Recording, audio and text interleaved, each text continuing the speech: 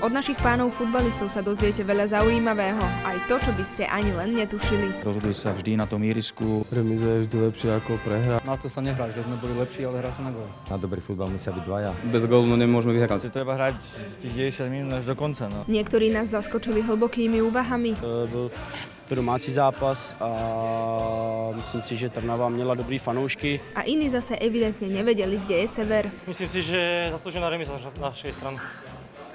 Vyhra, pardon. Mnohí sa klasickým klíše snažili dokázať, že skromnosť im nechýba. To je jedno, kto dáva góly. Jestli já dám góla nebo někdo jiný, na tom momentálně nesejde. Je to jedno, kto dá ten gól, hlavne ať hráme. Úspechy prichádzali, pretože hráči boli výborne motivovaní. Ja som mi povedal, že kto sa bojí hrať futbal, nesmie na ihrisko. Tréner nám povedal v kabíne, že zápas nie je určite stratený. Čo však vtedy, keď sa nedarilo? Hráči si sypali popol na hlavu. Vpredu sme žalostní. Dneska by som nedal gól asi ani keby sme hrali do rána. A tréneri zúrili. Ktorú sa už nedá ani nedať. Ako bývalý útočník, neviem, ako to nemôžem dotlačiť do brány, tomu už nerozumiem. Rozhodčenie striedala frustrácia, miestami až bezradnosť. Neviem. Nemám slova na to. Niekedy stačilo aj málo. Tých 60-65 minút sme mali dobre. A inokedy by zase k výhre nepomohol ani nadľudský výkon. Vo mne prevláda pocit, že tento zápas ani inak asi dopadnúť nemohol.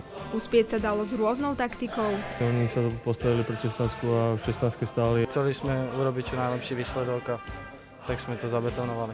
A góly padali po rôznych situáciách. Slovan mal možno, že 3 gólové šance a dal 4 góly. Trnava z ničoho dala gól. Cudzincov sme učili po slovensky. Teraz máme druhý hat-trick. Pre mňa je veľmi dobrý pocit. Dobrá na pásy, góly,